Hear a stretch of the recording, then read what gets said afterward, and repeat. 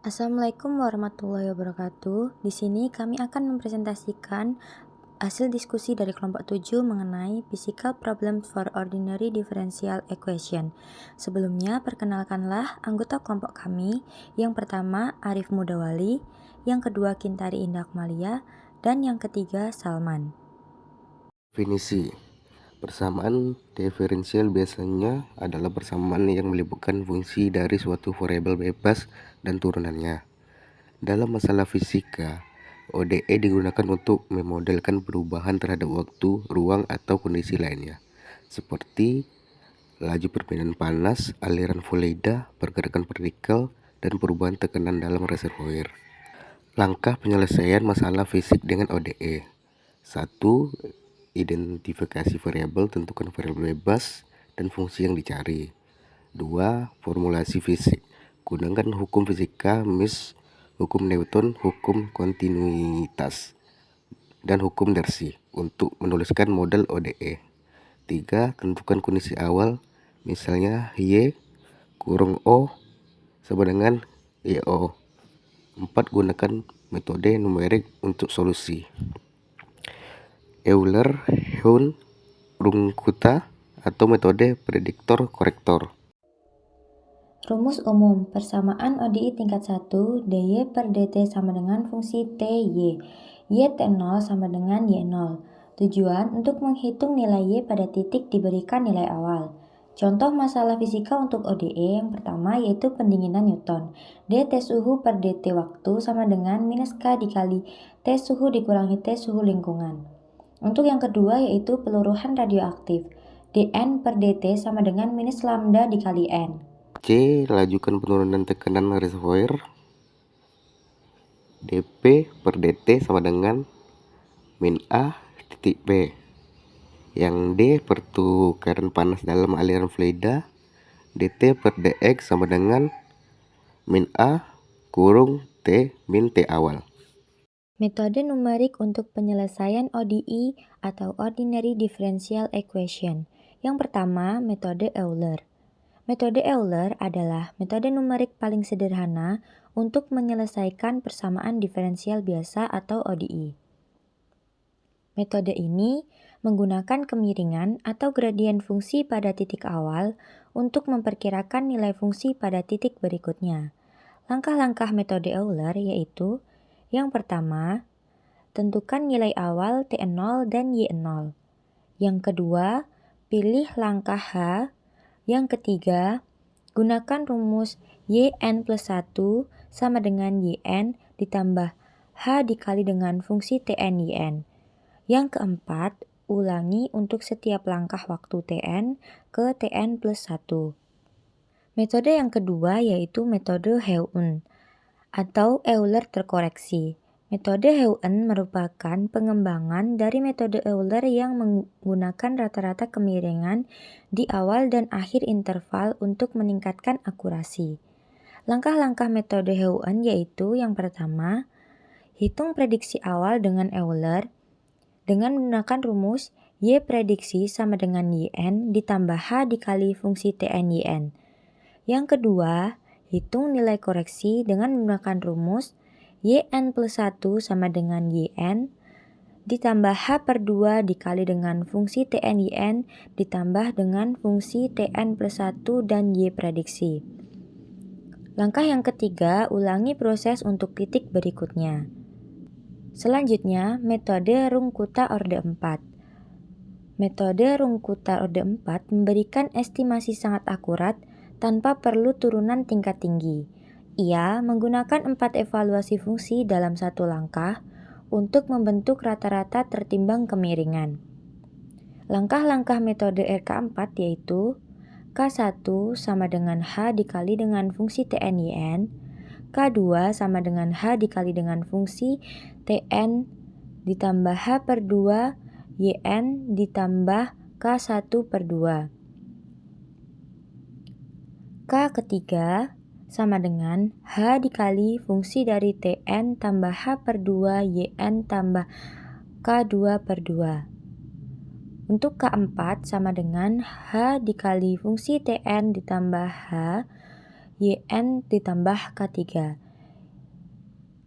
Sehingga rumusnya yaitu YN plus 1 sama dengan YN ditambah 1/6 dikali dengan K1 ditambah 2K2 ditambah 2K3 ditambah K4. Untuk langkah-langkahnya yaitu hitung K1, K2, K3, dan K4. Gunakan rumus RK4 untuk YN plus 1 dan ulangi untuk titik berikutnya. Metode yang keempat yaitu metode prediktor korektor atau Adams-Basford-Moulton. Metode prediktor korektor menggunakan dua tahap. Prediksi solusi awal dengan menggunakan metode eksplisit atau misalnya Adam-Basford. Lalu dikoreksi menggunakan metode implisit atau Adam-Moulton. Cocok untuk integrasi waktu jangka panjang. Prediksi Adam-Basford 2 step. YN plus 1 prediksi sama dengan YN ditambah H/2 dikali 3 fungsi TN YN dikurangi fungsi TN kurang 1 YN kurang 1. Lalu yang kedua yaitu koreksi Adam-Moulton 2 step. YN plus 1 correction sama dengan YN ditambah H/2 dikali dengan VN TN YN ditambah V TN plus 1 YN plus 1 prediksi. Langkah-langkah prediktor korektor orde 2, gunakan metode Euler atau RK4 untuk nilai awal Y1. Yang kedua, gunakan prediktor untuk YN plus 1 prediksi. Yang ketiga, masukkan ke dalam korektor untuk memperoleh YN plus 1 correction. Dan yang terakhir, ulangi proses ke langkah berikutnya. Baiklah, untuk contoh soal yaitu sebuah reservoir minyak memiliki tekanan awal P0 sama dengan 3500 psi. Karena produksinya berkelanjutan, tekanan menurun mengikuti model eksponensial sebagai berikut, yaitu dP per dt sama dengan min 0,02 P. Hitung tekanan reservoir setelah 5 hari menggunakan A. Metode Euler, B. Metode Heun, dan C. Metode Runge-Kota orde 4. Gunakan langkah H sama dengan 5 hari. Baiklah, untuk penyelesaiannya, diketahui P0 sama dengan 3500 psi, dP per dt sama dengan min 0,02 P, dan H sama dengan 5 hari. Ditanya, hitung tekanan reservoir setelah 5 hari menggunakan A. Metode Euler, B. Metode Heun, dan C. Metode Runge-Kota orde 4. Baiklah, untuk jawabannya, yang pertama metode Euler, P1 sama dengan P0 ditambah H dikali F dalam kurung T0, P0 sama dengan 3500 ditambah 5 dalam kurung min 0,02 dikali 3500 sama dengan 3500 dikurang 350 sama dengan 3150 psi. Untuk metode Heun, prediksi sama dengan 3500 ditambah 5 dikali min 0,02 dikali 3500 sama dengan 315. Untuk koreksi, P1 sama dengan 3500 ditambah 5/2 dalam kurung min 0,02 dikali 3500 ditambah dalam kurung min 0,02 dikali 3150 sama dengan 3500 dikurang 331,25, dan jawabannya yaitu 3168,75 psi. Dan untuk metode Runge-Kota orde 4, K1 sama dengan min 0,02 dikali 3500 sama dengan minus 70, H dikali K1 sama dengan 300 min 350. Untuk K2 sama dengan min 0,02 dikali 3500 ditambah minus 350 per 2 sama dengan min 63 dikali 5 sama dengan min 315. Nah, untuk K3-nya sama dengan min 0,02 dikali 3500 ditambah minus 315 per 2 sama dengan min 64,125 dikali 5. Dan untuk jawabannya yaitu min 320,25. Dan untuk keempat sama dengan min 0,02 dikali 3500 ditambah dalam kurung min 320,625 sama dengan min 63,5875 dikali 5 sama dengan min 317,94.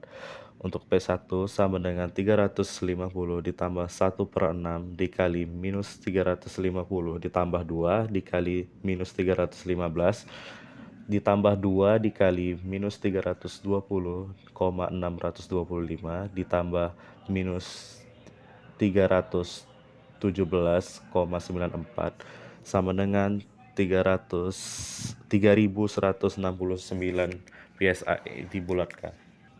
Nah, untuk penerapan ODE di dalam bidang perminyakan, yang pertama itu ada penurunan tekanan reservoir, dan untuk model OD-nya yaitu DP per DT sama dengan min A dikali P.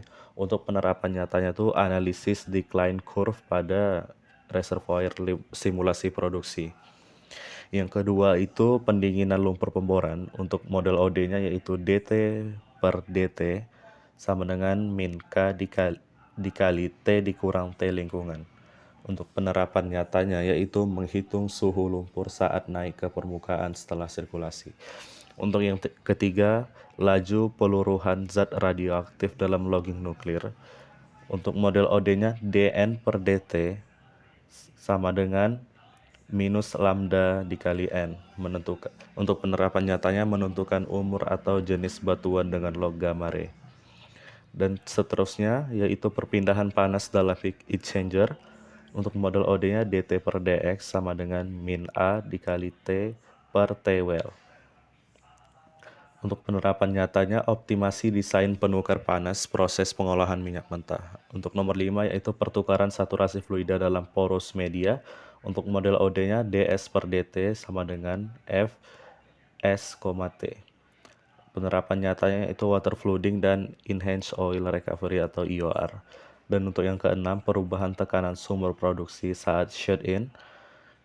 Untuk model OD-nya DP per DT sama dengan K dikali D kuadrat dikali P per mu dikali CT dikali DX kuadrat.